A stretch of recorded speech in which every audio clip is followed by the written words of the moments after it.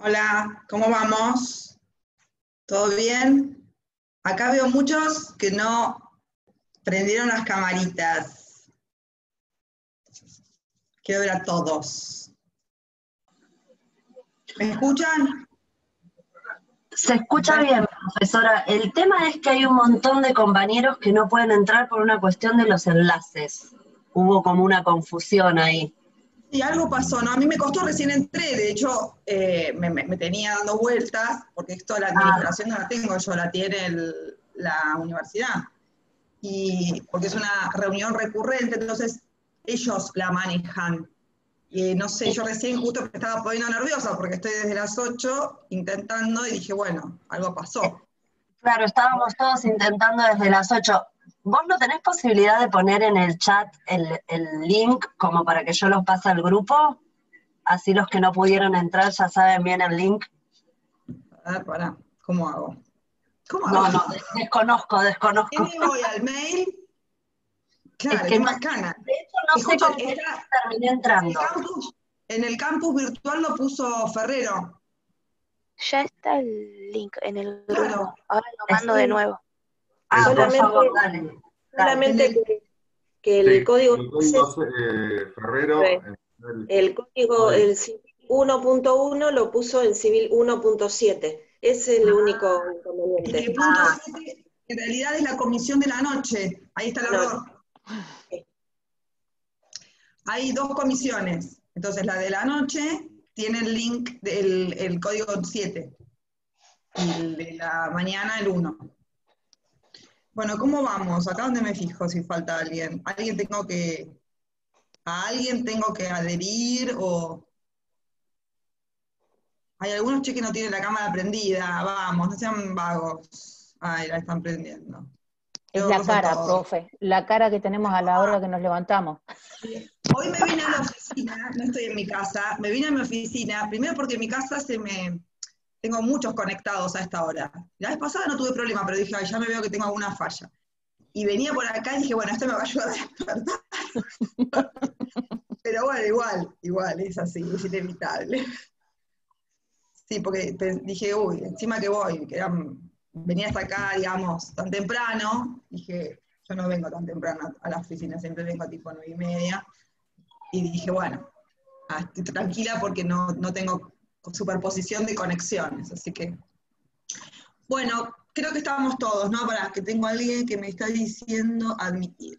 Ahí. No sé por qué tengo que admitir, si ya supuestamente, bueno, a mí me pide, lo hago, pero no quiero que haya más que estén todavía dando vueltas. Creo que estamos ahí todos. Igual hay algunos chicos que están logrando entrar con este link que volvieron a enviar. Ah, bueno, entonces esperamos unos Falta minutos. Sí, un poquito. Sí, no sé por qué cambiaron la plataforma. A mí me resultó bien la anterior, la Webex. Nunca la había usado. Ayer a la mañana tuvimos inconvenientes y no pudimos tener la clase. Y la pasaron para la noche y ahí se determinó que cambiábamos a Zoom. Ah, bien. Me parece que es más completa igual esta, ¿no? No sé. A ver cómo estamos. Estamos todos. Algunos todavía están ahí, ¿eh? A ver.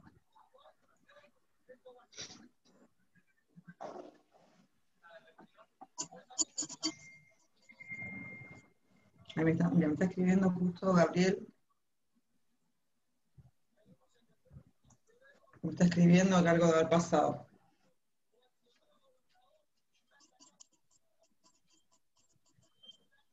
A ver si tiene que ver con este tema. Si están... Bueno, algunos Ahí están... envié el link a otro grupo que se había armado ayer en función de esto que no que no tuvimos la clase y están intentando.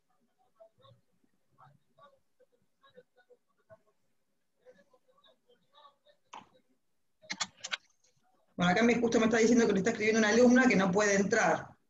Le dije, recién pude entrar, estoy esperando que se unan todos.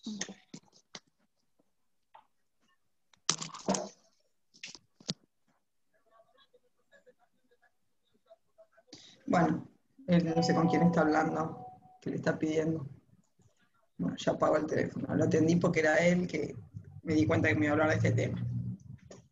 Bueno, a ver cómo estamos acá. Veo varios. No se les ve la cara de dormido, chicos. Aparte ustedes son jóvenes. Aprovechen la lozanía, que no necesita demasiadas cosas. Bueno, vieron que les anoté como una presentación en el campus, ¿no? De lo que íbamos a hablar hoy. En realidad hoy vamos a abarcar dos temas. ¿Dónde está mi código? Acá. Vamos a abarcar dos temas, uno que tiene que ver con el ámbito temporal de la ley y el otro que tiene que ver con el ámbito espacial de la ley. Porque, por eso es interesante lo que vamos a ver hoy, es muy interesante porque si bien en la clase anterior nos referimos justamente a la importancia de esta fuente del derecho, fundamentalmente tenemos que saber cuándo se aplica, cuándo comienza a aplicarse y en qué territorio comienza a aplicarse, porque justamente el comienzo de entrada en vigencia de la ley es importante porque la ley se renueva, va mutando, ustedes sabemos que los legisladores trabajan mucho, entonces se la pasan cambiando las leyes, no están así, pero tenemos que saber esa nueva ley que empieza a regir, qué situaciones abarca, qué comprende, qué hechos jurídicos o actos jurídicos involucra, los anteriores, los posteriores, esas cuestiones son las que vamos a analizar hoy. Después vamos a hablar del ámbito territorial. Antes de comenzar, para eso tenemos una norma jurídica muy importante, que es el artículo 7, donde yo les aclaré justamente las 4 reglas que esa norma establecía. Pero antes del artículo 7 tenemos el artículo 5 del Código Civil, que nos dice cuándo comienza a ser operativa una ley. Justamente nos dice que las leyes rigen después del 8º día de su publicación oficial o desde el día en que ellas determinen. En primer lugar, entonces, la ley en el texto puede decir a partir de cuándo comienza a regir. Por ejemplo, lo decía nuestro Código Civil y Comercial vigente, que decía que su entrada en vigencia iba a ser a partir del 1 de agosto de 2015. O sea, claramente estipula una fecha concreta. Bien, pero quizás omite el legislador hacer referencia a una fecha concreta, y en ese caso, ¿cuál va a ser la fecha de entrada en vigencia? El 8º día posterior a su publicación en el boletín oficial. Ustedes saben que la publicación de la ley en el boletín oficial es la última etapa de su formación. Se tiene una formación de acuerdo a los pasos que la Constitución Nacional indica, y la publicación es la última, donde justamente se hace pública, se hace conocida. Nadie es de leer mucho el boletín oficial, pero esta es una formalidad que hace a su aplicación, ¿verdad? Bueno, ahí tenemos la entrada en vigencia, pero ahora tenemos que ver para qué situaciones y relaciones jurídicas opera esa nueva ley. Antes de ponernos o detallar o desconstruir el artículo 7º que ahora vamos a analizar, es interesante que tengamos idea de, o una vaga noción, o una noción de los conceptos de situación y de relación jurídica. ¿Bien? Que son conceptos que vamos a analizar ahora porque nos vamos a referir a la incidencia de las leyes en las situaciones y relaciones jurídicas existentes o en curso o que se inician. Cuando hablamos de una relación jurídica, hablamos de un vínculo que se establece entre dos o más personas y que tiene un carácter de durabilidad en el tiempo, ¿verdad? Esencialmente las relaciones jurídicas nacen de la autonomía de la voluntad, pero también pueden nacer de la ley. Por ejemplo, cuando hablamos de las relaciones o vínculos que nacen de la autonomía de la voluntad, nos referimos a un contrato, ¿sí? Discúlpame que te moleste nuevamente, sí, pero me están avisando que están esperando a ser aceptados. Perdón. Acá. 4 people enter. Vamos a ver. ¿Y qué hago? Me voy al cuarto. Admit. Perdón, Por favor, interrúmpanme cuando quieran sin ningún, porque a lo mejor no los veo cuando, bien. Lo que pasa es que me salió muy chiquitito el mensaje, no lo había visto. Yo creí que había admitido a todos. Bueno, ¿estamos todos? ¿Todos contentos? Bueno, bien. A ver si tengo alguno ahí que esté. Diana se puso una foto y no me pone la camarita. Va. Micaela también, Ulises también me clava un paisaje hermoso, pero no me pone la camarita, quiero que me ponga la camarita. Si les veo los gestos, si están durmiendo, si tengo que cambiar la voz. Bueno, ahí sí, ¿no? ¿Estamos todos? Parece que sí, sí. Bueno, cualquier cosa Gracias. ahí hay Viola que sabe que me interrumpan cuando quieran. Sos mi secretaria, mi asistente personal para decirme que calle o hable. Bárbaro. Bueno, creo que estamos. Perdón, profe, aprovecho la interrupción. Sí, Cuando hablaste del octavo día, si no dice nada, es el octavo día. Y si dice, ¿puede ser anterior al octavo día? Lo puede decir, sí, perfectamente la ley puede establecer en su texto que comienza a regir con anterioridad a ese plazo de publicación, ¿sí? Si la ley tiene que dar una fecha, una fecha a partir del cual comienza a regir, que puede ser, incluso le pasó con el Código Civil un caso bastante paradigmático, que 1 año y medio de posterior a su sanción entró en vigencia, o sea, justamente para empezar a tomar conocimiento del mismo antes de que comience a regir. La ley puede indicar una fecha, pero si nada dice al respecto, la fecha va a ser el octavo día posterior a la publicación. Bien, también se da con la publicación, con ese efecto publicitario del código, un acostumbramiento, un conocimiento de este término, de este plazo. Así lo dice expresamente el artículo 5, ¿sí? Disculpe, Bueno, doctora, ¿por eso dice desde el día que ellas determinen? Que ellas determinen las leyes, ¿sí? El día Claro. que ellas determinen es cuando estamos hablando del texto expreso al que la norma puede hacer referencia, ¿sí? Si nada lo dice, Gracias. muchas veces las leyes no dicen, a partir de su entrada, cuál es su entrada en vigencia, qué día comienzan a regir. Muchas veces no lo dicen, lo dejan justamente relegado a esta norma, que es el artículo 5, donde se indica. Lo importante es tener un apoyo, digamos, un sustento para conocer cuál es la legislación. Y esta va a ser entonces la normativa para el caso de que la ley nada diga al respecto.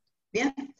Bueno, volvemos a las nociones de relaciones y situaciones jurídicas, para aquellos que todavía no habían entrado, total, la había comenzado recién, porque son nociones previas a conocer para luego adentrarnos a la regulación específica del artículo 7, que se refiere a la ley en relación al tiempo. Les decía, las leyes que regulan relaciones y situaciones jurídicas, por eso nos vamos a tener que conocer estos conceptos. Cuando hablamos de relación jurídica, nos referimos a un vínculo, a la unión de dos o más personas que regulan, digamos, derechos y deberes jurídicos. A raíz de ese vínculo, de esa relación, nacen derechos y deberes jurídicos, ¿sí? Justamente son jurídicos los vínculos o la relación, porque al derecho le interesa su regulación. Hay otro tipo de relaciones, no sé, la amistad, por ejemplo, es un vínculo, es una relación entre dos o más personas, pero no tiene una incidencia del derecho en ella porque el derecho no lo regula, no tiene efectos sobre estos vínculos, ¿sí? Los vínculos sobre los que el derecho regula son los que tienen trascendencia jurídica. Bien, es un concepto dinámico, les decía, porque se prolonga en el tiempo, es un concepto dinámico que además nace y se extingue con el cumplimiento de esos deberes o derechos que emanan de esa relación o de ese vínculo. La relación jurídica puede surgir tanto de la voluntad de las partes, que son las que quizás más conocemos y son de infinito, digamos, espectro, porque la voluntad tiene, más allá de, digamos, el legislador, siempre va a llegar más tarde a la imaginación, ¿no? A la creatividad de los componentes, que son los contratos, les decía, el vínculo personal que nace por un acuerdo de voluntades. Los contratos, que son en este caso voluntades bilaterales, también una relación jurídica puede nacer de un acto jurídico individual, unilateral, como es un testamento, por ejemplo, y de ahí nacer derechos y deberes jurídicos. Y además, la relación o el vínculo, además de la voluntad de las partes, puede nacer por imperio de la ley, es decir, la ley es la que determina el nacimiento o la derivación de derechos y deberes jurídicos. Es el caso, por ejemplo, del deber de reparar los daños y perjuicios. Cuando alguien comete un acto contrario a derecho, o que el derecho prohíbe, o cuando genera un daño, es decir, se genera una lesión a un interés jurídico protegido, bien, la reacción del ordenamiento jurídico es imponer al causante de ese daño la obligación de resarcir, de indemnizar. Aquí también se genera un vínculo entre acreedor y deudor, que en este caso va a ser entre la víctima del daño y el causante del mismo. Esas son las relaciones, los vínculos. Cuando hablamos de una situación jurídica, también va a ser una causa de efectos o de consecuencias jurídicas, un antecedente que produce consecuencias, pero en este caso es un concepto más estático, más permanente, no tan, no tan dinámico, no dinámico como la relación jurídica, sino más bien estático, permanente, que tiene que ver con un modo de estar frente al derecho. Bien, en realidad es un concepto que implica una organización de la ley para todos que estén en las mismas condiciones, es decir, para un modo homogéneo para todos, ¿bien? Y se da la situación jurídica, por ejemplo, del titular de derechos reales, es decir, el titular de dominio, hay una situación jurídica de propietario, un vínculo que hay sobre la cosa, es un concepto permanente, la situación jurídica que se deriva, por ejemplo, del derecho de familia, el vínculo que nace por los padres con respecto a los hijos, los cónyuges entre sí, ¿bien? Otra situación jurídica, por ejemplo, es la mayoría de edad, es decir, la mayoría de edad, qué situación jurídica genera, qué consecuencias jurídicas genera este hecho, la plena capacidad del sujeto que cumple la mayoría de edad. O sea, hay situaciones que son, por eso les digo, que son uniformes para todos los involucrados o todos aquellos que se adapten a esas disposiciones legales. Bueno, teniendo una noción básica de lo que es la relación o la situación jurídica, vamos a ver que ahora estas reglas que encontramos en el artículo 7º del Código Civil van a tener incidencia respecto a todas ellas, por igual, sean situaciones o relaciones, pero más que nada para conocer la terminología. Bueno, vamos a ver qué nos dice el artículo 7º que ahora vamos a deconstruir. Nos dice que a partir de su entrada en vigencia, las leyes se aplican a las consecuencias de las relaciones y situaciones jurídicas existentes. ¿Bien? Las leyes no tienen efecto retroactivo, sean o no de orden público, excepto disposición en contrario. Y la retroactividad establecida por la ley no puede afectar derechos amparados por garantías constitucionales. Las nuevas leyes supletorias no son aplicables a los contratos en curso de ejecución, con excepción de las normas más favorables al consumidor en las relaciones de consumo. Bien, esta es la norma, vamos a ver cuáles son las 4 reglas que establece, que las tenían anotaditas ayer, el otro día las subí al campus para que tengan como una guía. La primera regla que establece es la consagración del efecto inmediato de la ley. Bien, es la primera disposición y es la que garantiza la máxima extensión posible de la ley, es decir, que la ley tenga la mayor aplicabilidad ni bien comienza a regir, ¿bien? Ni bien comienza justamente a entrar en vigencia. Aplicable en forma inmediata a las consecuencias de las relaciones y situaciones jurídicas existentes.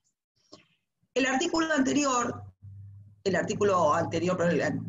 código que regulaba esta cuestión, que era el artículo 3 del código anterior, no el de Vélez, porque el artículo de Vélez fue modificado por la ley 17711, establecía unas reglas muy parecidas a las que encontramos ahora. Las reglas en realidad son las mismas con algunas diferencias. Una de las diferencias está en el término, porque el artículo 3 anterior nos decía aún a las consecuencias jurídicas existentes. Aquí no nos dice Esta palabra está omitida, literalmente omitida, pero se sobreentiende que la comprende. ¿Por qué? Porque hablar de consecuencias, es decir, ¿una relación jurídica nace y afecta solamente a las consecuencias? No, también afecta a la constitución de esa relación jurídica o ese vínculo o situación jurídica. Por ende, bien, la nueva ley rige a la consecuencia desde su nacimiento y las consecuencias posteriores de las que ya existían antes de la entrada en vigor de esa ley. ¿Sí? O sea que abarca los efectos futuros de las relaciones jurídicas generadas con anterioridad a la ley. ¿Me van siguiendo? Vamos a encontrar que hay tres supuestos que esta primera regla estaría abarcando. Son tres los supuestos que estaría abarcando. En primer lugar, las llamadas situaciones jurídicas generales, ¿bien?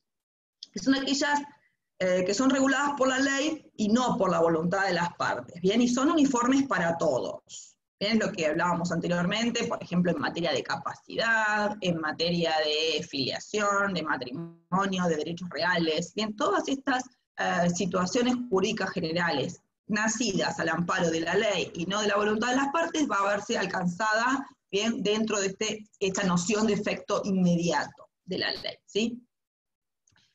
Hay también otro detallecito, porque también abarca los llamados derechos en expectativa, no solamente las consecuencias de relaciones y situaciones jurídicas que habían nacido con anterioridad, sino los llamados derechos en expectativa, que en realidad no son derechos consolidados, sino esperanzas de derechos. Por ejemplo, los derechos hereditarios, ¿bien? Los derechos hereditarios que nosotros consideramos que tenemos, que la ley establece que tenemos de nuestros padres, ¿no? Bueno, el heredero legítimo, el heredero forzoso es el hijo, los hijos son los hijos, los descendientes del causante, la persona que fallece. Bueno, por ende el heredero tiene la expectativa de que el día que fallezca su padre, su progenitor, heredar la herencia. Puede fallar porque puede morir primero el hijo y ahí sonamos, pero bueno, está la expectativa. No es un derecho consolidado, porque hasta que no ocurra este suceso del fallecimiento, bien, no nace ese derecho, pero la ley lo consagra con anterioridad. Entonces, podemos decir que es un derecho en expectativa. Y este derecho en expectativa se va a ver alcanzado también por una legislación posterior. A pesar de que, digamos, porque al momento de tener la expectativa pueden haberlo tenido, pero al momento de consolidarse se va a ver afectado por un cambio legislativo si es que los hay. Por ejemplo, hablando del tema sucesorio, la legítima.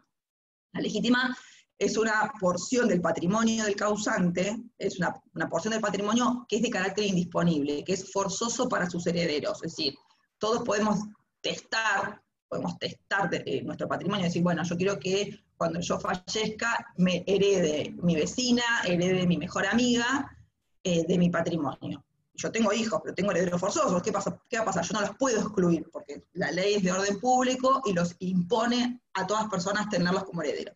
Pero hay una parte del patrimonio que se llama legítima, que es para ellos, ¿bien? Que es indisponible para cualquiera de nosotros para después de nuestra muerte. Sí, en vida, sí, podemos vender nuestro patrimonio, pero para disposición por actos de última voluntad, hay una porción del patrimonio que es indisponible y que se denomina la legítima forzosa.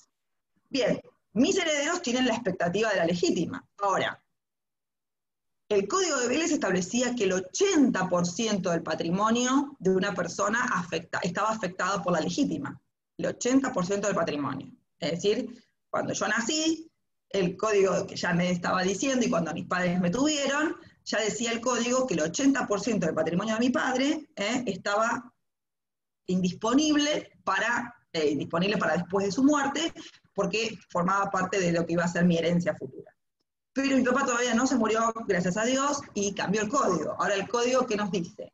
Que en realidad el porcentual de legítima ya no es más del 80%, sino del 66%. O sea, bajó el patrimonio que yo tenía expectativa para heredar, bien, forzosamente, si mi padre lo quiere disponer en vida, incluyendo algún heredero en un testamento, lo puede hacer porque el código actual lo permite. ¿Comprenden entonces cómo la incide en, digamos, derechos en expectativa también? Consecuencias de actos anteriores y derechos en expectativa se van a ver también alcanzados por una nueva ley. ¿Bien? Profe, ¿le puedo hacer una consulta? De una, dale. Decime. ¿Y no se puede heredar, digamos, hacer que te den algo en vida, digamos? O sea, sé que no se puede desheredar, pero claro, pero se puede hacer como esa trampa, digamos, de desheredar, por ejemplo, a un hijo, dándole a los otros hijos por, digamos, por izquierda, por así decirlo.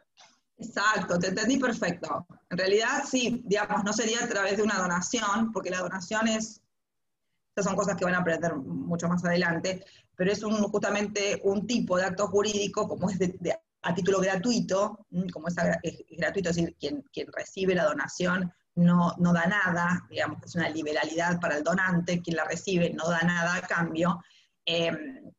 Ese tipo de actos son de carácter revocable, y se presume que aquí hubo lo que se denomina fraude a la ley.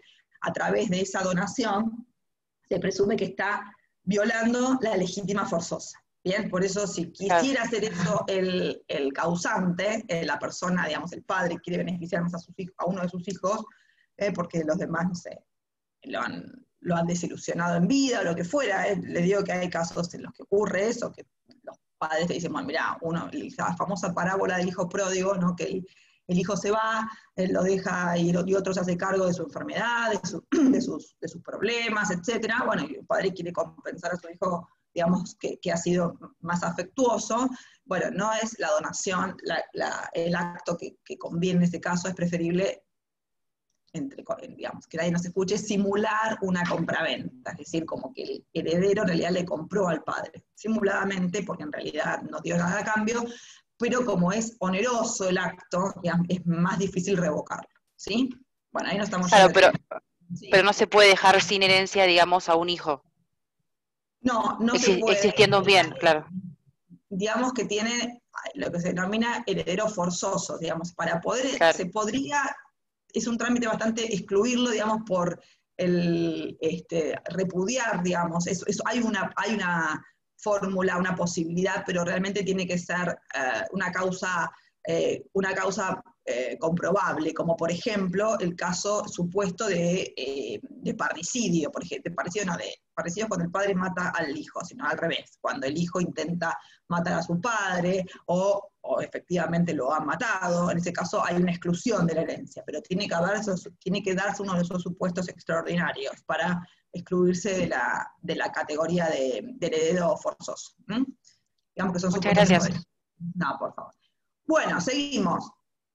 Este es uno de los casos, entonces.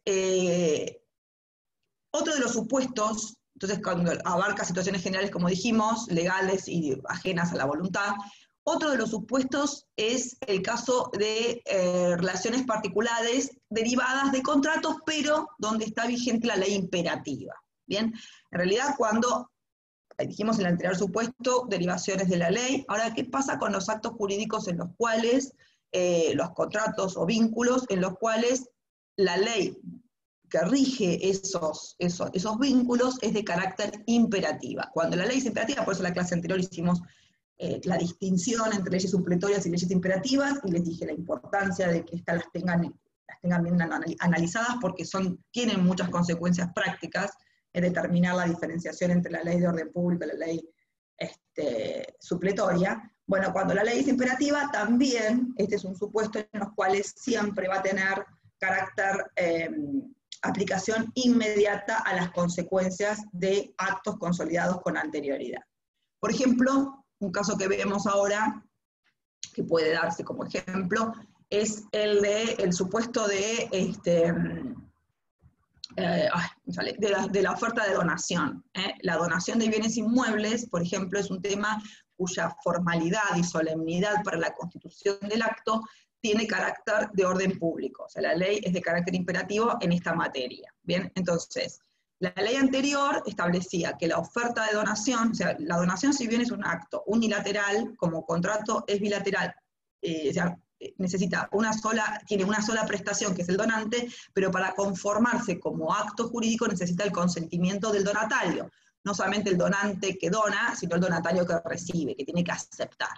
Entonces, la ley anterior establecía que cuando un donante hacía una oferta de donación, el donatario podía aceptar esa oferta en cualquier momento, ¿bien? Y la ley ahora establece que la oferta de donación debe ser aceptada antes del fallecimiento del donante, ¿sí? Antes del fallecimiento. Entonces, esta cuestión, por más que la ley, que la donación haya sido realizada con anterioridad a la nueva ley, al nuevo Código Civil que rigió a partir del 1 de agosto de 2015, necesita conformarse porque la ley es de carácter imperativo y entonces debe adecuarse a las nuevas exigencias formales, ¿sí?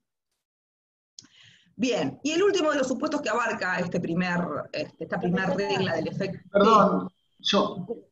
Sí, Lucas. No, estaba primero la compañera, me parece, y después hablo, no hay problema. Hola, disculpen. Le pregunto, André. profesora, cuando la donación... Está dormida Andrea, no prende la cámara. Dale. No, hola, buenas tardes. Buen día, Dale, digo. buen día. Cosa. Cuando la donación es, hay herederos forzosos que son los hijos, suponte, es de un tercero. ¿Qué pasa con esto? O sea, ¿se Bueno, puede es donar? impugnable. Justamente Claro. lo que dije, lo que le había contestado, creo que a Nair, que justamente es revocable la donación, por eso siempre que sea sobre esa porción del patrimonio, que en realidad ahora bajó la legítima, o sea que antes era el 80, ahora es el 66% la legítima, esa porción del patrimonio que queda libre, sí, que es el 33%, sobre eso sí se podrían hacer actos, se podría disponer para después de la muerte de la persona, ¿no? Pero lo que pasa es que en realidad la donación es un acto en vida, ¿verdad? Ahora, si el donante lo que hace, el causante, es liberarse de todo su patrimonio y afecta a la legítima de los herederos, y ellos lo podrían revocar. Tendría que hacer los planes. Sí. Lo que yo pregunto es, si no hay herederos, por el caso de que no haya herederos forzosos. No hay problema. ¿Entendés? No hay problema. Una donación no se pone bajo la lupa cuando hay un tercero, o sea, cuando vos estás donando a un tercero que no tiene ningún tipo de vinculación familiar, digo, ¿no? No, no hay problema. Si no hay herederos, no hay problema. La disponibilidad del patrimonio es plena, no afecta, digamos, a los herederos. Igual a tener en cuenta una cosa. En realidad, en vida, el dueño de una propiedad puede disponerla como quiera, digamos, hasta su fallecimiento. Puede disponer, puede vender, puede donar en vida.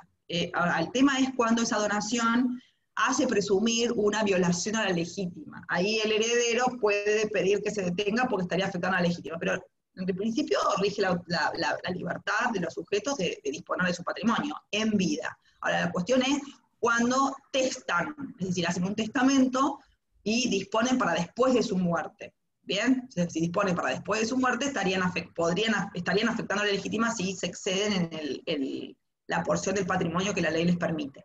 Siempre y cuando haya herederos forzosos. Sí, si no los hay, no hay problema. Digamos, Okay. son el vivo, digamos, las personas inteligentes, que son las que no tienen hijos, pueden hacer lo que quieran con su patrimonio. No, es un dilema. Buenísimo. Gracias. Es un dilema. Bueno, y por último, sí, ahora vos estabas, perdóname, Lucas, decime. No, no hay problema. No, mi pregunta es con esto que tiene que ver con la ley, supuesto de la ley imperativa, ¿no? Y la inmediatez de aplicación. Digo, entonces, por ejemplo, en esta nueva ley de alquileres, también se ejecutan en los contratos que ya estén celebrados y que estén inclusive en su ejecución, supongamos, no sé, que se lleva un mes, ya un año de, no sé, de celebrado el contrato de alquiler, también esta nueva ley aplica para ellos. Bueno, en realidad la ley de alquileres nueva, no sé si la leíste, establece su ámbito de vigencia. Va a tener aplicabilidad en los temas que establece. En realidad la ley dice claramente que va a regir para los contratos que nazcan con posterioridad a ella, en bien. este caso. Pero lo dice la ley, si no lo dijera, tiene aplicación a las consecuencias anteriores. Pero que acá este es el punto a tener en cuenta, que es justamente el tercer caso que abarca esta cuestión del efecto inmediato, que habla de las consecuencias de las relaciones o situaciones que son las derivaciones fácticas de relaciones anteriores. Es decir, relaciones y situaciones donde están regidas por leyes imperativas las consecuencias no cumplidas, los efectos no consumados, los anteriormente consumados, sí, supongamos este caso que estamos hablando de la ley nueva. En realidad la ley nueva dice que es para los contratos que se celebren con posterioridad. Pero antes de esta ley nueva tenemos un decreto de necesidad de urgencia, que sí se aplica a los contratos anteriores.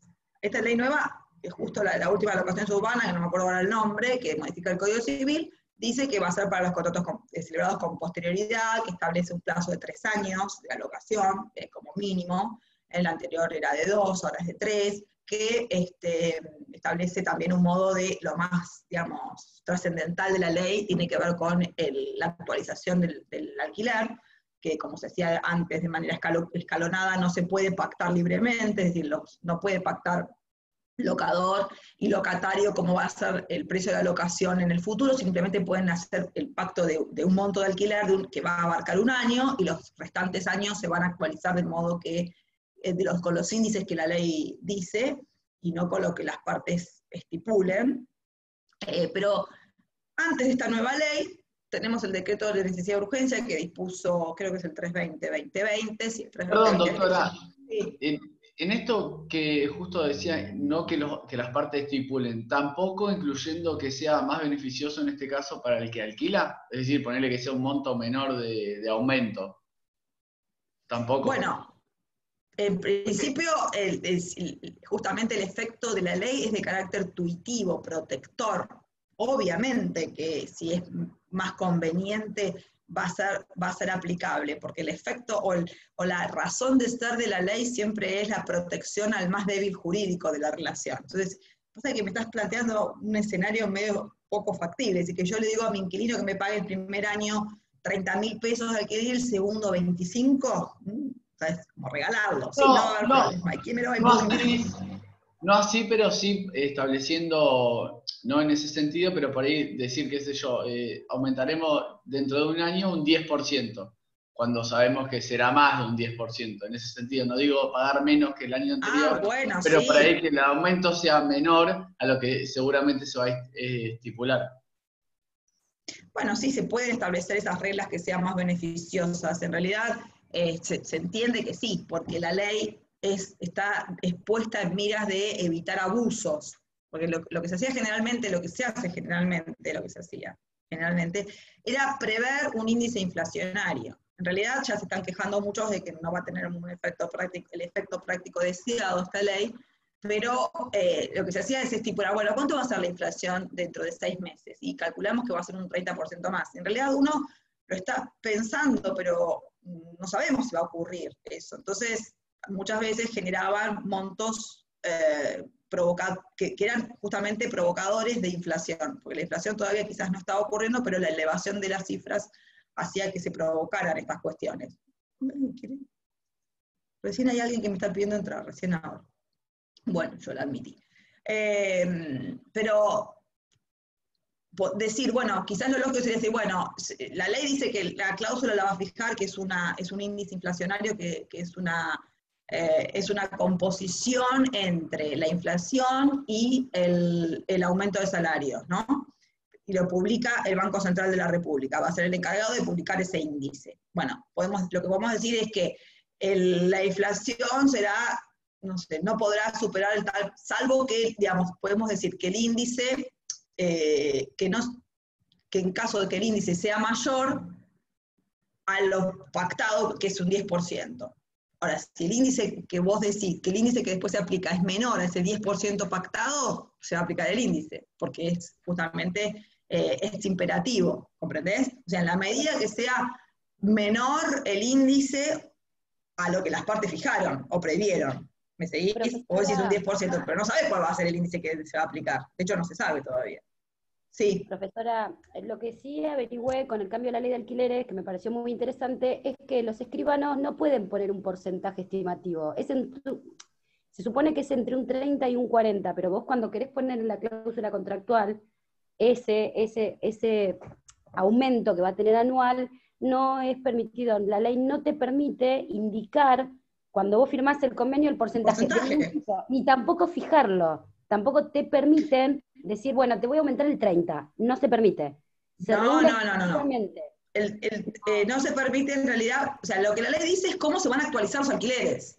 Bien, los alquileres se van a actualizar de tal manera. Y fíjate, lo primero que dice la ley en realidad es que, porque este país es lo más divertido, lo primero que dice la ley es que los contratos de locación están eximidos de la ley que establecía la convertibilidad y la prohibición de indexación. Porque en realidad está prohibida, en nuestro país está prohibida la indexación. Bien, una cosa insólita, pues está prohibida, pero tenemos una inflación galopante, entonces, ¿cómo hacemos para llevar los precios o adecuar los montos de las deudas al valor de la inflación? Entonces, por eso se utilizaron siempre cláusulas raras. Como está prohibida la indexación, ¿qué hacían las partes? Establecían directamente un monto mayor del alquiler. Bien, decían, bueno, el primer año, 10.000. El segundo, en realidad cada 6 meses generalmente se hacía, el segundo semestre, 15.000, y el tercer semestre, 20.000. O sea, se pactaba un precio mayor, no se decía porcentaje, porque hablar de porcentaje justamente generaba la posibilidad de confundirlo con la indexación, que estaba prohibida. La nueva ley lo que hace es, sigue todo prohibida, la indexación sigue prohibida para todos los contratos, excepto para los de alquiler, porque lo excluyó expresamente la ley. Dijo, la ley de alquiler está exceptuada de la 23.928, creo que es la ley de convertibilidad que establece en los artículos 8 y 9 la prohibición de indexación. ¿Bien? Y dice, ¿cómo se va a actualizar? El único índice, que no sabemos cuál es tampoco, porque se va a publicar, lo va a publicar anualmente el Banco Central de la República. ¿Bien? Ahora, por eso no se puede poner porcentajes, porque ya nos dice cuál va a ser el porcentaje a aplicar. Ahora, como me preguntaba Lucas hace un rato, como me preguntaba Lucas hace un rato, si las partes desean bajarlo, lo pueden bajar, ¿entendés? Porque, lógicamente, la ley está para proteger el débil jurídico, ¿sí? De hecho, también el que lo puede revisar es el afectado. ¿Quién va a revisar ese contrato? Porque no es que el Estado está a la casa de los contratos de alquiler, no. El inquilino va a decir, no, señor, usted me está fijando en el contrato un 50% de indexación, y la ley me dice que tengo que esperar el índice, entonces él lo va a revisar. Ahora, si el contrato le dice un 5%, no creo que lo vaya a revisar el inquilino. ¿Comprenden lo que les digo? Sí, igual por ahí nos fuimos, pero mi pregunta iba dirigida, porque nos fuimos con otros temas, iba dirigida a que en este caso me comentabas, no tengo todavía la letra chica o fina de la ley, pero me comentabas que bueno, es a partir de los nuevos contratos, ¿no? Digo, si no diría nada la ley, supongamos que no diría nada, ¿afectaría también a los contratos que están vigentes, que ya están celebrados, que ya se están ejecutando? Exactamente. O sea que, podría ir contra los montos ya pactados, ¿entendés? Perfectamente. Sí, porque va a las consecuencias, ¿sí? Pero por eso yo quería dar el ejemplo del decreto de necesidad de urgencia 320-2020, que estableció cuando el presidente de la Nación estableció la primer cuarentena, ¿no? El aislamiento obligatorio. Dentro de esa disposición impuso ciertas medidas en relación a los contratos de alquiler, que son el congelamiento de todos los alquileres al mes de marzo de 2020, ¿bien? Y la prohibición de desalojo. El decreto fue en marzo, hasta el mes de septiembre, y ahora se va a prorrogar hasta diciembre. No sé si ya se prorrogó, pero estaba hablando de eso también. Bueno, fíjate vos que ese decreto, que es necesidad de urgencia y es de orden público por la materia, lo hablábamos en la clase anterior, ¿cuál es la materia? La materia que trata está metiéndose en el ámbito de los alquileres, tiene incidencia sobre contratos anteriores, que fueron celebrados con anterioridad a la nueva ley. Tiene incidencia porque establece la prohibición, ya están pactados los montos, ya se pactó con el inquilino que tenía que pagar un 30% después de tal fecha. Y sin embargo, lo que dice es que todos los cánones locativos quedan congelados al mes de marzo de 2020. En realidad, no es que, eso es lo que establece el decreto, pero no es que dice que no los va a cobrar nunca el locador, sino que después se establece un modo de pago de esos incrementos, que es en cuotas después del mes de septiembre. O sea, no es que dice, bueno, no, se lo quitamos al locador, sino que se van a prorrogar en cuanto al pago. ¿Bien? Y también establece el decreto una excepción para los casos en que el alquiler sea el único sustento del locador, porque hay mucha gente, un jubilado que se compra un departamentito y vive del alquiler, ¿no es? Uno tiene la noción de que los locatarios, los propietarios son todos millonarios, que son todos Cristina Kirchner, que Cristóbal López es el que le alquila. No, no son así. La mayoría de los locatarios son gente que tiene una propiedad, que en vez de tener un plazo fijo se compra una propiedad y con el alquiler vive. Entonces, a esos también la nueva ley, el decreto le dice, bueno, en estos casos que viven de eso, no sería aplicable este congelamiento. Pero bueno, todo tiene realmente, todos sus parches y sus complicaciones, pero bueno, básicamente eso es lo que dice. Y el decreto, como les digo, rige para los contratos que se celebraron con anterioridad. Acá lo importante es tener en cuenta que en realidad la ley, cuando hablamos del efecto inmediato, van a leer en los libros interesantes posturas respecto a esto, y hay un francés, un doctrinario, un jurista francés muy importante que se llama Rouvier, que estableció las famosas reglas de Rouvier, refiriéndose al dinamismo de una relación jurídica, porque las relaciones y situaciones jurídicas tienen un dinamismo en cuanto a un comienzo, una duración, una extinción, y tienen lo que se llama efectos consumados. Hay efectos que se consumaron y efectos que están, digamos, pendientes. El alquiler me ayuda a ver esto, porque una cosa es el alquiler que yo ya cobré, ¿sí?, del mes anterior, y otra cosa es el alquiler vigente, el alquiler pendiente, perdón, que todavía no cobré. Bueno, si la ley me dijera a mí que me tiene que devolver lo que me cobró de más, porque el índice es tanto, y si yo cobré de más, lo tengo que devolver, con anterioridad a los meses ya pasados, ahí la ley estaría teniendo un efecto retroactivo, que es lo que justamente vamos a ver la próxima regla, que no está permitido, porque la ley estaría teniendo incidencia en efectos ya cumplidos. O sea que los efectos, hay que distinguir entre los efectos cumplidos y los efectos no cumplidos de una relación jurídica. Esta disposición del artículo 7, en su primer parte, que nos habla del efecto inmediato, implica que la ley se aplica a las consecuencias no cumplidas, ¿bien? A los efectos no consumidos de relaciones y situaciones jurídicas anteriores. Esto tenerlo bien en cuenta, porque de lo contrario, si afectara efectos ya consumidos, estaríamos hablando de retroactividad, que no es el caso, ¿sí? Lo vemos en muchas cuestiones. Recién les decía, situaciones jurídicas como el matrimonio, por ejemplo. El matrimonio, otra disposición que ha sufrido modificaciones. Bien, yo me casé con una ley que decía que si había infidelidad, yo me podía divorciar culpando a mi cónyuge por infiel. Eso decía la ley cuando yo me casé. Y ahora la cambiaron. Y dicen que no hay causal de divorcio. No hay causales de divorcio, en realidad, ni por infidelidad, que la fidelidad es un deber moral y no un deber legal. ¿Y cómo hacemos con ese tema? El matrimonio se celebró hace 20 años, 21 años se celebró. Bueno, ¿qué pasa con la ley que rige a partir del 2015? ¿Afecta a esa relación anterior?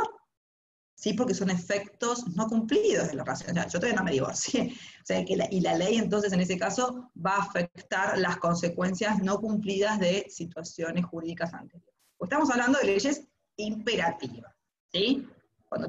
Cuando imperan por encima de la voluntad de los sujetos involucrados y se imponen sobre esa voluntad, ¿bien? No son disponibles por los sujetos y rigen a las consecuencias no cumplidas. Rigen la constitución o celebración de ese acto y consecuencias futuras o no consumidas de ese vínculo. ¿Bien? O sea que si ahora vos te quisieras divorciar, la causa, suponiendo, la causa de la fidelidad, no la podés poner como argumento. No, exactamente. El divorcio ahora por eso habla del divorcio express, ¿vieron que se escucha eso? Bueno. Sí, yo lo hice express, pero... Bueno, se habla de esa, es una forma de llamarlo, que tiene que ver con que no es necesario invocar ninguna causal, no tenemos que decir la infidelidad era una, las injurias graves era otra, digamos, había causales, la separación de hecho era otra, bueno, son diferentes causales que necesitábamos, porque había dos formas de divorcio, el contradictorio y el de común acuerdo. Cuando era de común acuerdo no había problema, no había que invocar ninguna causa, pero cuando era contradictorio, es decir, cuando uno de los cónyuges se quería divorciar y el otro no, había que invocar alguna causal, sí o sí, o injuria. Pero digamos que todo eso ya no corre. No, y rige para todos los matrimonios, no para los que se celebraron con la Claro, posterior claro, ley, eso. no con los anteriores, con el de mi mamá todavía, que hace 70 años, no sé cuánto. Claro. Rige para todos, independientemente de la fecha de celebración. ¿Bien? Bien. Porque se refiere a las consecuencias no consumidas o no cumplidas de una relación jurídica. ¿Bien? Bueno, me gusta que sean participativos, me encanta, pero bueno, se nos va el tiempo, así que vamos avanzando un poco. El segundo... Perdón. Sí, decime. Porque me quedó una cosita. Con respecto a la ley de alquiler, que está por debajo del DNU, entonces.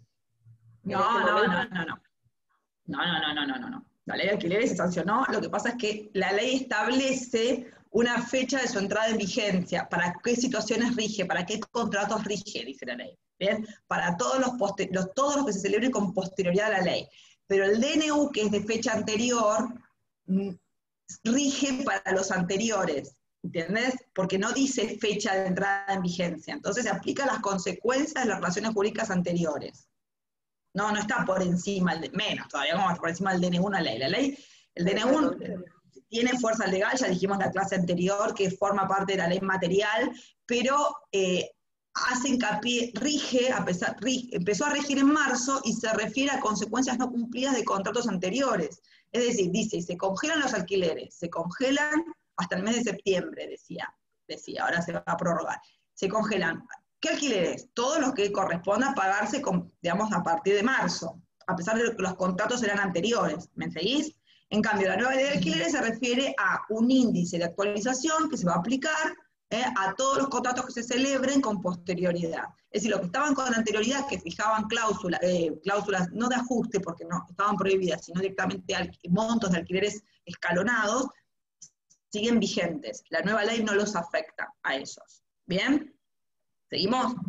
Sí, gracias. Bueno, vamos a la irretroactividad de la ley, que es la segunda regla y que es fundamental, que esté plasmada de forma tan clara y nos diga que las leyes no tienen efecto retroactivo, sean o no de orden público.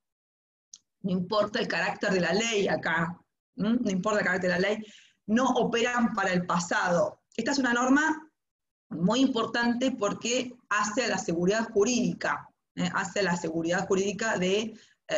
de una nación, de un país, de una sociedad, que permite a los ciudadanos, a los contratantes futuros, saber sobre que las reglas en definitiva no van a ser cambiadas, que las reglas tienen una solidez, que se mantienen y que no van a ser cambiadas por nuevas leyes que puedan dejar de lado situaciones que se previeron, que se establecieron al amparo de una ley determinada. Por eso es importante la consagración de este principio, más allá del carácter de la ley. Vélez Sarsfield, en el código originario, que fue modificado en el año 1969 por la ley 17711, decía que nadie podía invocar un derecho irrevocablemente adquirido frente a una ley de orden público, es decir, que le daba a la ley de orden público un efecto retroactivo. Y esto fue modificado, ya les digo, por la ley 17711, y el código actual, esta última modificación del código, mantiene este principio de irretroactividad que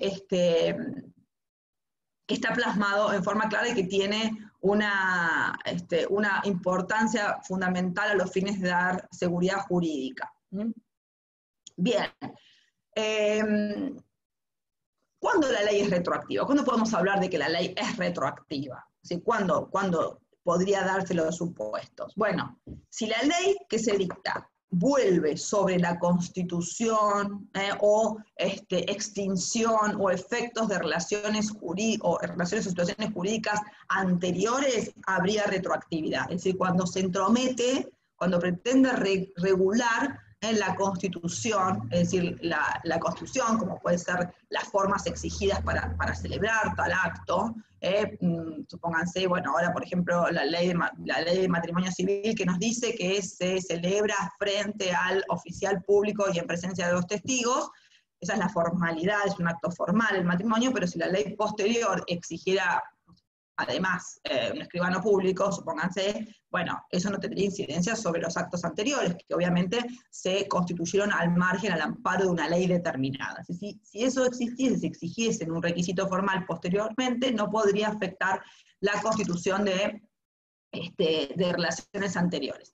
Y también se estaría entrometiendo la nueva ley, tendría efectos retroactivos si se refiere a consecuencias ya consumadas, a efectos ya cumplidos de relaciones anteriores. Como les decía, una cosa es que la ley a mí me diga ahora que, digamos, que tengo que pagar un monto actualizado, que la forma de actualización es una determinada, pero si la ley dijera que las que ya me pagaron tienen que ajustarse, que los alquileres que ya me pagaron tienen que ajustarse a los nuevos índices y devolver la diferencia, ahí habría un efecto retroactivo de la ley que no está permitido de acuerdo a este principio de irretroactividad que está consagrado expresamente, ¿sí?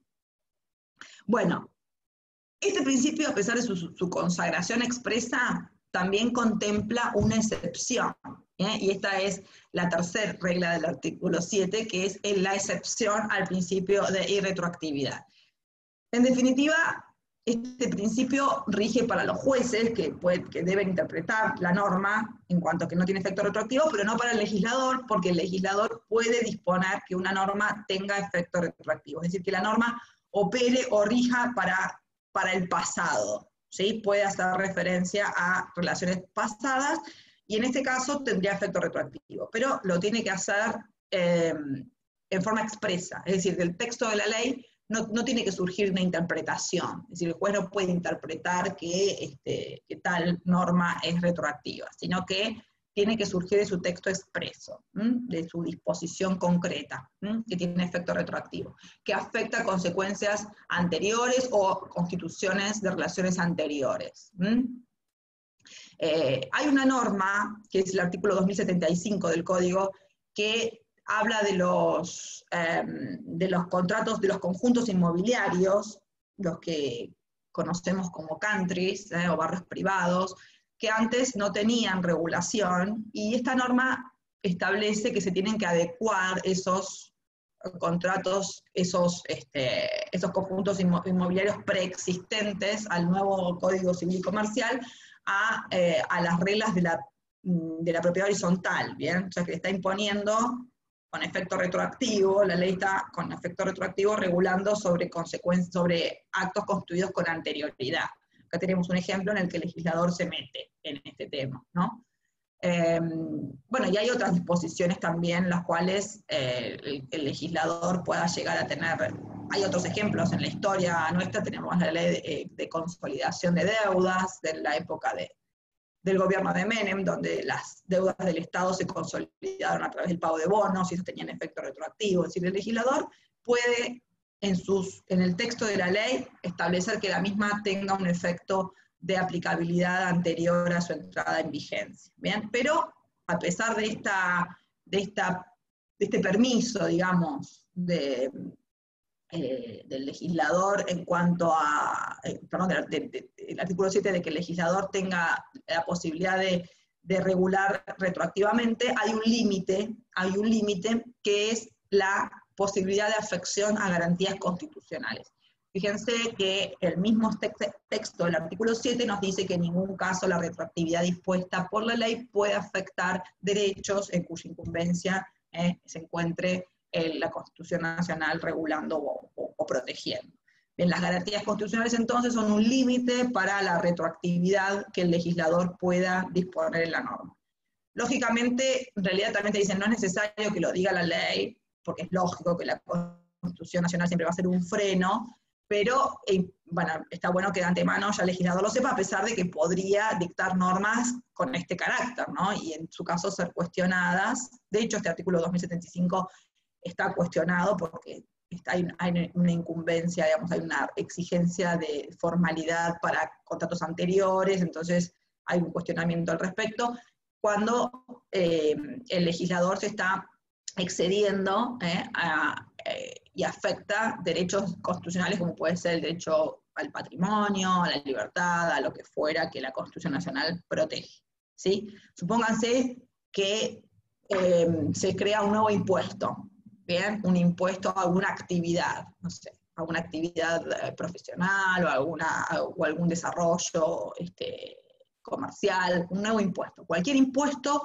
que el legislador justamente sancione en una norma tiene que ser para el futuro, ¿no es cierto? Para todas las actividades futuras, para los ingresos futuros. Si el impuesto tuviese efecto retroactivo, por más que lo dijera especialmente la norma, tendría aquí una cuestionada constitucionalidad porque afectaría el patrimonio del contribuyente al operar sobre el pasado, ¿sí? Bien, vamos a la última de las reglas del artículo 7º, que es el efecto diferido de la ley. El efecto diferido, ¿a qué leyes se estaría refiriendo? A las leyes supletorias, a las leyes supletorias.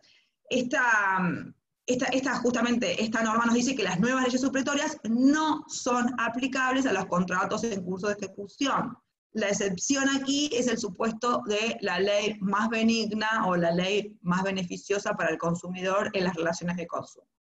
Pero la primera regla, entonces, es el efecto diferido. Esto significa que la ley supletoria, recuérdense, la que puede ser dejada de lado por los particulares, la que en su materia no están involucradas cuestiones superiores o de orden público, estas leyes van a operar recién para todas las contrataciones futuras, es decir, con posterioridad a la ley. Bien, se difiere, por eso es diferido el efecto, porque se difiere a las nuevas relaciones. Las relaciones generadas con anterioridad están regidas por la ley supletoria vigente al momento de esos contratos, ¿sí? Son de libre disponibilidad por las partes y por ende las partes pueden regular que continúen, ¿sí?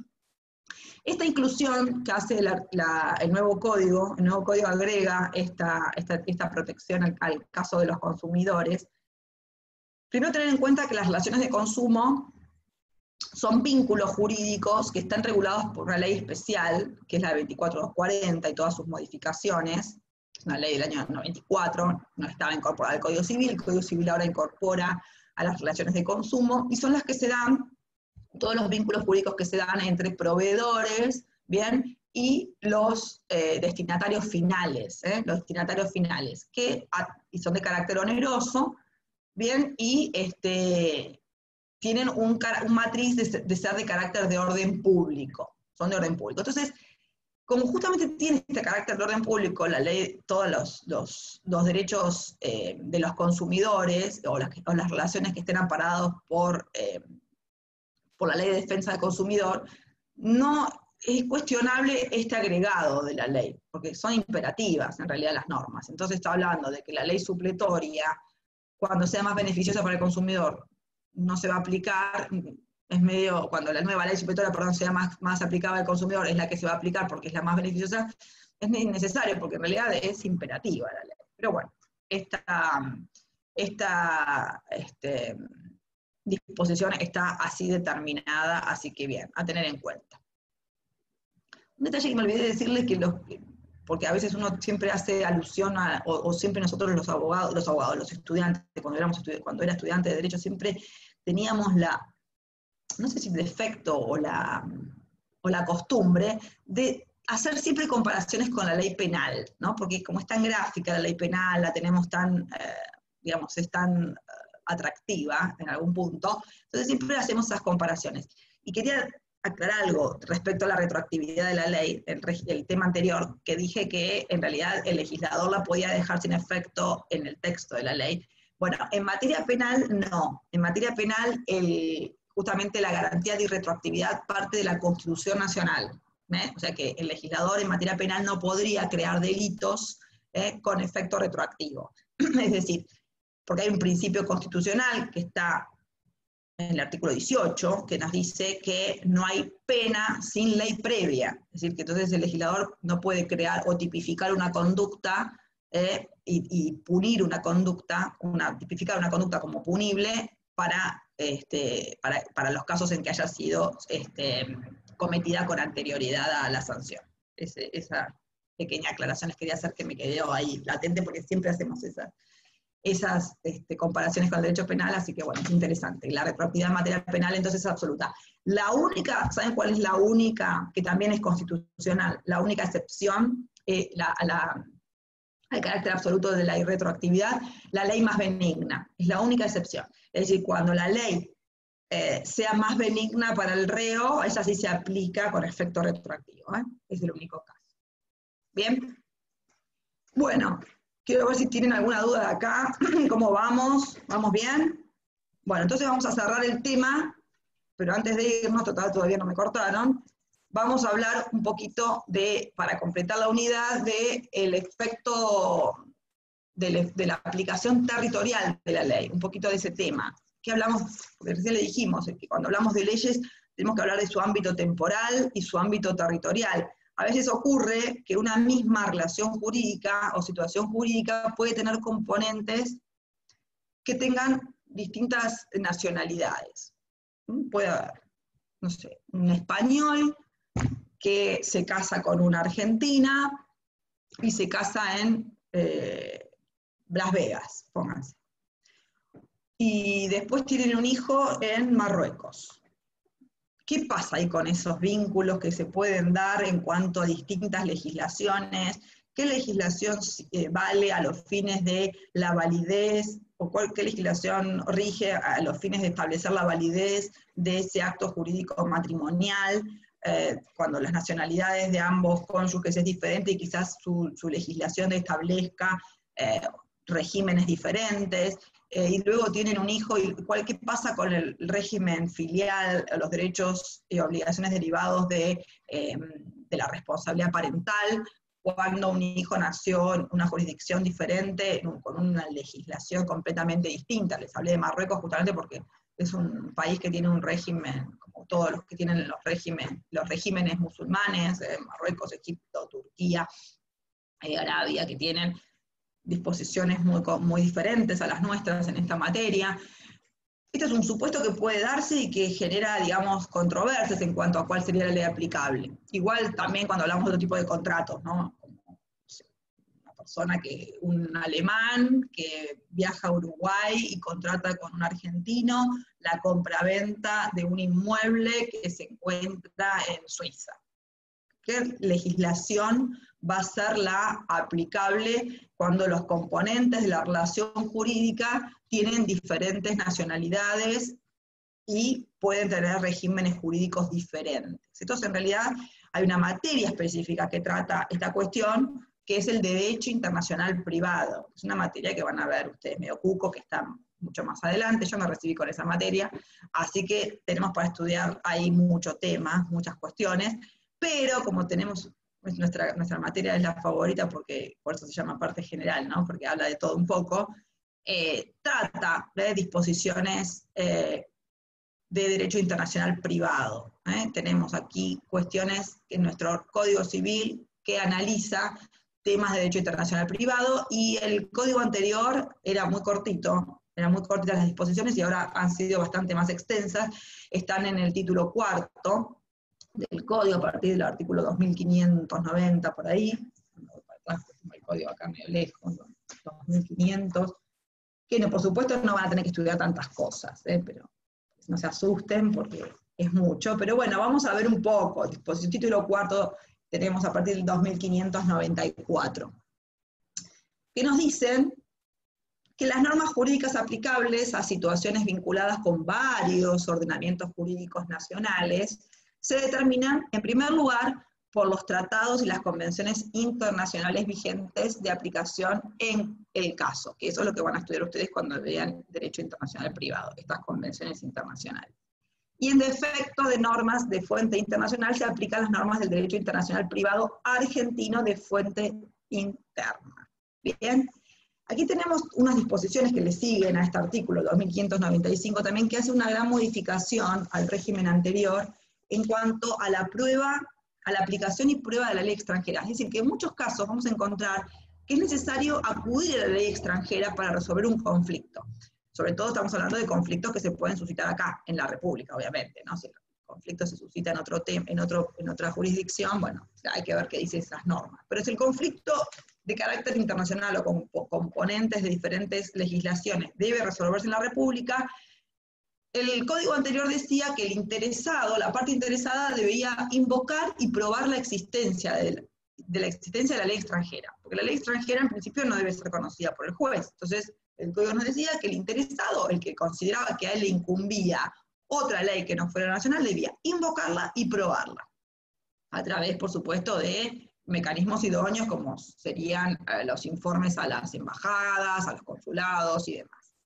Bueno, el nuevo código aquí introduce una modificación porque el 2595 ya nos dice que cuando un derecho extranjero resulta aplicable, el juez establece su contenido. Así que el juez aquí va a decirnos ya directamente, el juez que deba resolver el conflicto, la aplicación del derecho extranjero.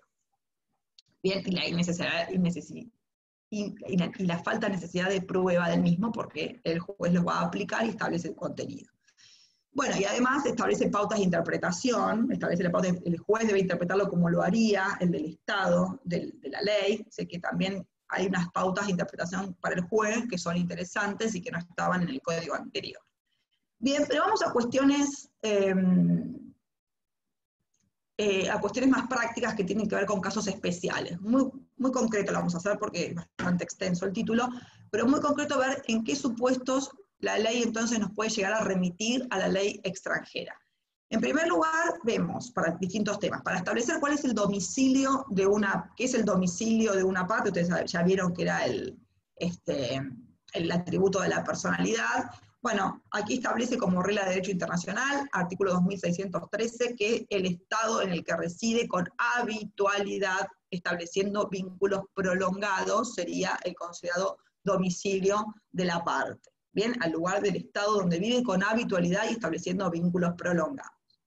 En materia de capacidad, ¿cuál va a ser la ley que rija? Es la ley del domicilio, justamente. Entonces tenemos que saber cuál es el domicilio, porque en materia de capacidad de ejercicio rige la ley del domicilio. Tengamos en cuenta que nuestra ley establece la capacidad a los 18 años, a partir de 18 años, pero esto lo establece la ley, no sé, ahora 10 años ya, no, porque el código vigente lo dice claramente, pero ya había habido una modificación anterior, pero antes era a los 21 años. Entonces, la ley del domicilio, tener en cuenta, porque otra legislación puede establecer 21 años. Creo que en Europa hay varios países todavía que establecen esta edad de 21 años. Entonces, ¿qué pasa con aquel sujeto que viene a nuestro país a celebrar un acto jurídico? ¿Es la ley del territorio o es la ley del domicilio? La ley del domicilio. No importa la nacionalidad, importa el domicilio. Una cosa es ser argentino, ser español, ser uruguayo, y otra cosa es tener el domicilio, en España, en Uruguay, en Argentina. Entonces es la ley del domicilio y no la nacionalidad, y no del lugar de celebración del acto, la que rige en materia de capacidad de las personas. Bien, en cuanto al nombre también, ¿qué disposiciones respecto al nombre de las personas? Es la ley del domicilio, artículo 2618. El matrimonio que hablábamos hace un ratito, el matrimonio. En cuanto profesora, sí. Una preguntita. Me quedo dando vuelta. En el caso, supongamos, creo que ha habido casos, de matrimonios argentinos con hijos y que uno de las partes salgan del país con el hijo y pidan la extradición del menor y todo eso. ¿Cómo, en qué parte? Es complejo, yo sé que es complejo. Los hijos que nacieron acá, ¿decís vos? Sí.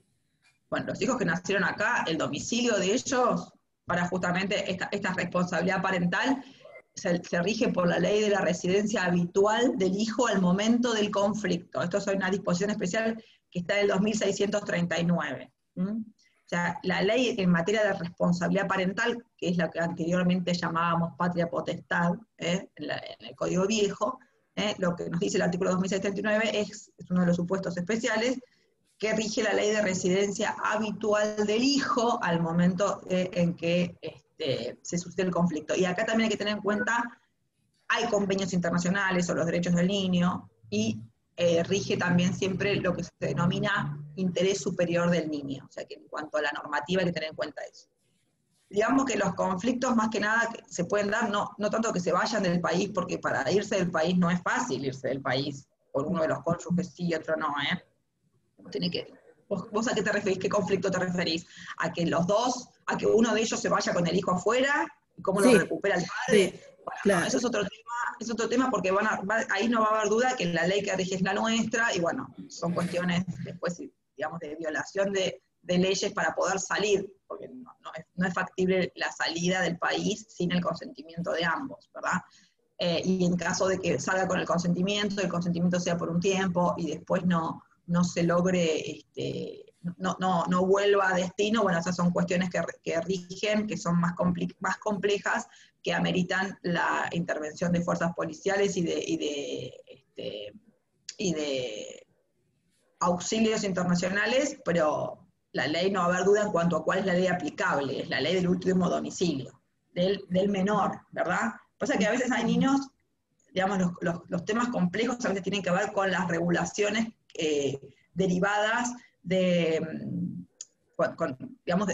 efectos jurídicos de la relación paterno-filial, ¿bien? Por ejemplo, hay un caso muy paradigmático de una Gabriela, no me acuerdo el apellido ahora, de una mujer muy, muy interesante que ha hablado, no me acuerdo el nombre de ella ahora, Gabriela es el nombre, el apellido no me puedo acordar, que ha tenido 4 hijos en Jordania, 4 hijos en Jordania, sí, que se casó allí con este régimen, como les decía, de carácter de los musulmanes, que tienen como una propiedad de los padres respecto a los hijos, ya es muy diferente a nuestro régimen, ¿no? Entonces ella perdió toda relación, todo derecho perdió. No tenía ningún derecho sobre sus hijos. Ha luchado mucho para, aunque sea, verlos, porque el problema fue cuando se divorció y cuando se fue, no tenía ningún derecho, más allá de todos los derechos que le pueda consagrar nuestra legislación a ella como argentina, el domicilio de los menores era en otro país y el régimen jurídico es muy diferente. Bueno, lamentablemente en este caso ha perdido toda posibilidad de reivindicación de sus derechos. A lo que ha logrado es verlo cada tanto, pero no poder traerlos nunca aquí a vivir con ella ni demás, a pesar de las grandes diferencias de regímenes jurídicos, rige justamente el del domicilio del menor. Aquí esto es claro. El último domicilio habitual del menor. En cuanto al matrimonio, les decía que habíamos hablado de esa posibilidad de que se casen por ejemplo, en Las Vegas, que hablo de Las Vegas porque es un lugar medio paradigmático de pocas ritualidades, de pocos ritos, de exigencias muy, muy, muy menores para la celebración de matrimonio. El matrimonio es un acto formal, ¿no? Es un acto formal que tiene mucha exigencia solemne en cuanto a su celebración. No piensen, estoy hablando del matrimonio civil, lógicamente, no del religioso.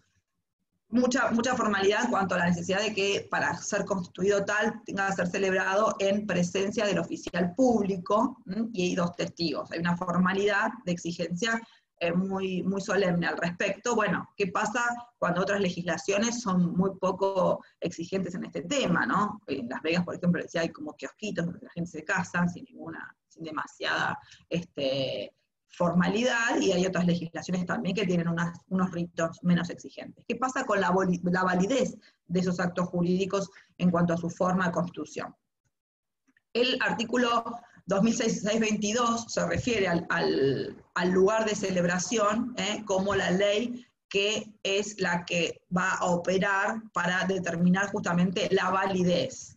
Bien, ahora bien, más allá de que la validez deba ser reconocida en otras, cuando fue celebrado bajo otros regímenes mucho menos exigentes, más allá de eso hay una norma muy concreta en cuanto a los impedimentos que pueden haber. Es decir, si ese matrimonio se celebró violando los impedimentos para la celebración de matrimonios que están regulados en el artículo 403, que tiene que ver con el ligamen, con un matrimonio anterior, con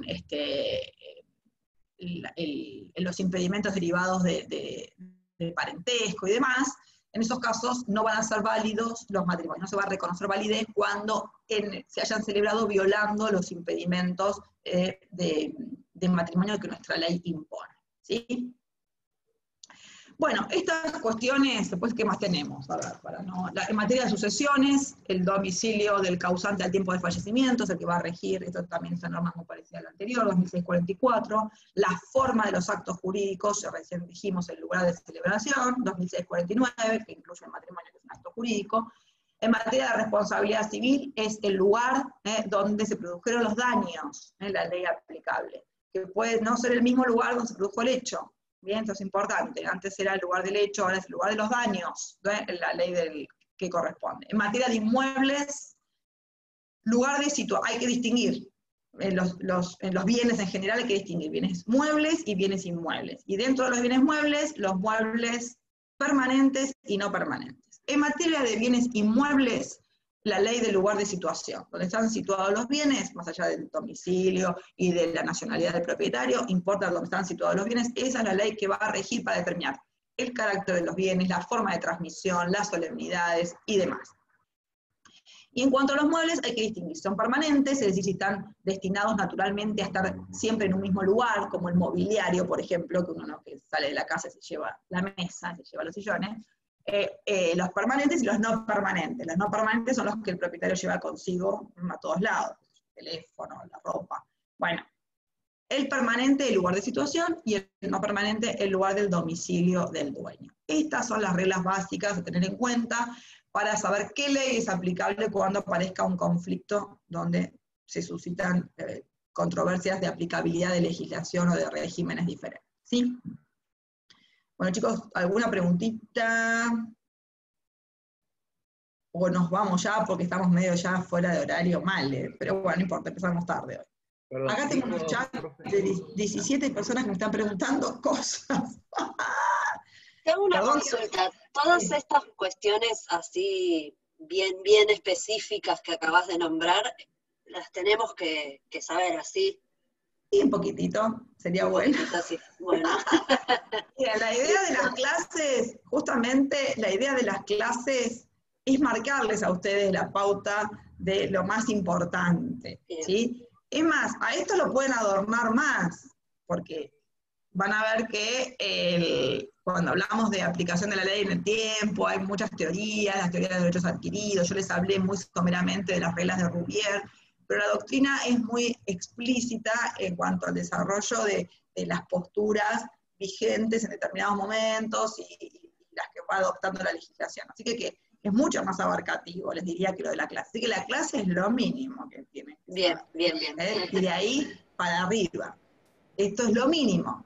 Fíjense que tratamos de hacer como, es la idea de la clase. Primero la inmediatez, que ustedes puedan consultar cosas, que podamos tener un intercambio, que podamos llevar a la práctica la norma abstracta, que a veces es de difícil comprensión o de contextualización. Esa es la idea de nuestros encuentros, pero no quita que ustedes tengan que darle a la doctrina. Yo soy muy, digamos, como que muy captadora del que estudia de los libros y del que estudia de Sarasa. La clase no es suficiente para estudiar, la clase nos da un marco interpretativo, incluso hasta a veces tratamos de dar ejemplos como llamativos, pero la idea es que ustedes se nutran de los autores, que aparte les modifica y les amplía notoriamente el léxico, la apertura mental también es importante porque les genera el cuestionamiento. Entonces es muy importante que ustedes estudien de la doctrina, que es muy amplia, muy vasta, muy abarcativa,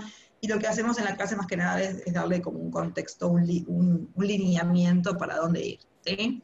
¿Y te puedo hacer otra pregunta respecto de lo que decías hoy de la ley de alquileres? Con un ejemplo, en realidad. Si hubo un contrato, viste que los contratos ahora son de 3 años, pero eran de 2 años. En el caso de renovación de contrato, con ya la vigencia de la nueva ley, aunque sea una renovación, ¿es como un nuevo contrato? La ley de alquileres dice que el locatario puede renunciar al plazo si se encuentra en tenencia del inmueble. O sea, Sí. se comprende, no habla expresamente de la prórroga ni la renovación, pero dice que puede renunciar al plazo. No, justo no tengo la ley acá. No me acuerdo si es el 4, no me acuerdo qué artículo es, que habla de la posibilidad de que el locatario renuncie. O sea, el locatario, por eso, si tienen que hacer una renovación de contrato, yo lo hago, digamos, bueno, yo generalmente tengo más clientes locadores que locatarios. Aclaro esa cuestión, que el locatario se encuentra en tenencia del bien y por ende renuncia al plazo mínimo fijado en la ley y acepta que el plazo de prórroga sea de 1 año, por ejemplo. Pero bueno, son cuestiones que después no sé si la justicia las puede considerar como abusivas, eso después no sabemos. Porque la verdad que a veces la ley dice una cosa, chicos, y después se interpreta de otra forma. En principio entiendo que la prórroga de un contrato puede excluirse el plazo mínimo de 3 años, o sea, con la renuncia del locatario a ese plazo mínimo, Claro. porque se cuenta en tenencia del bien. ¿Mm? Sí, no, y de hecho del DNU ese que sacaron, un montón de gente no se ha cumplido. Bueno, eso es otro tema. El cumplimiento de la ley es otro tema, porque Claro. uno dice, o sea, nadie puede obligar al propietario a alquilar su bien. Entonces yo soy propietaria y digo, bueno, yo lo alquilo bajo tales condiciones. O sea que tampoco sabemos que condiciones que nosotros establezcamos en un contrato, una vez que lo firmamos, van a estar condicionadas a la validez, digamos, de esas cláusulas, porque tienen que adecuarse a la ley de orden público. Es decir, yo por más que sea propietaria no puedo poner en el plazo de locación 2 años, o lo puedo poner, pero ya sabemos que el locatario tiene derecho de hacer valer 3 años, porque la ley de orden público establece un plazo superior. Entonces, ¿qué están haciendo los locadores ahora? Están estableciendo precios muy altos de alquiler. Los que van a alquilar ahora están diciendo, bueno, a mí la ley me está diciendo que me va a indexar a un índice que no sé cuál es, porque no se sabe cuál es ahora, se sabe cómo se va a componer, pero como sabemos, el tema político que reina en estas cuestiones, que puede llegar a ser un índice más político que económico. Entonces, si van a establecer un índice que va por debajo de la inflación, cuando dicen que se va a componer se va a adecuar por ambos componentes, el inflacionario y el salarial. ¿Y qué pasa si no es así y no llega a cubrir el valor adquisitivo de la moneda? Y bueno, entonces el locador tiene miedo y establece ahora unos montos muy altos de alquiler. Claro. Siempre cuando hay mucho intervencionismo estatal, pasa que termina afectando a los que quieren proteger. Yo eso lo veo diariamente, por ejemplo, las leyes laborales también tienen estas características. Son tan protectoras que nadie contrata un empleado. Porque nadie dice, no, tengo miedo de tener un empleado porque me va a fundir. Y bueno, esa es la idea que tiene la gente. Y bueno, obviamente hay empresas y hay emprendimientos muy grandes que necesitan incorporar gente para poder crecer, pero hay otros más leves que, digamos, prefieren arreglarse como pueden, y eso creo que es en definitiva perjudicial para quienes quieren proteger, ¿no? Porque otros quieren salvarse y evitar. Es una rueda. Nosotros tenemos derechos en nuestro país, que siempre es un tema medio de debate largo, que creo que a veces no se adecuan con nuestra realidad. Nosotros tenemos una realidad que necesita, no sé si menos derechos, pero un poco más de humildad para ejercerlos. Bueno, a ver, no vamos de tema acá. Bueno, volviendo un poquito a los temas de la unidad. Sí. Con respecto a los efectos de la ley con relación al territorio, usted se explayó muchísimo más que lo que tiene Rivera, por ejemplo. Bueno, porque hay muchos autores. Yo soy mejor que Rivera. No, pero hay muchos autores que pueden ver sobre el tema. Pero Rivera, es verdad que es cortito, pero te remite al título 4, fíjate. Lee el título 4 del código y ahí vas a ver las disposiciones más. Te remite ahí Rivera. ¿Sí? Bien. A ver, no sé si Saux creo que trata más ampliamente. Pero con que sepan lo que yo les dije, me conformo. Miren, en este tema me conformo. No es necesario mucho más, ¿sí? Porque es una materia esta que ustedes van a estudiar, no se olviden, Derecho Internacional Privado. Ya les dije, tienen un cuco por delante que esto es lo mínimo que van a dar, ¿entienden? Así que no es necesario tampoco que sepan todas las convenciones internacionales, sí que sepan ¿Cuándo la ley me remite a la ley extranjera? En muchos casos la ley me dice, por ejemplo, en materia de capacidad, en materia de bienes, en materia de actos jurídicos, puede ser que el juez tenga que ver, ¿qué dice la ley del lugar de celebración? Tal cosa. Ah, bueno, es válido, pero conculca tal cosa. ¿Bien? Eso. ¿Mm? Bueno, goodbye. Nos vemos entonces. Chao, chao, chicos.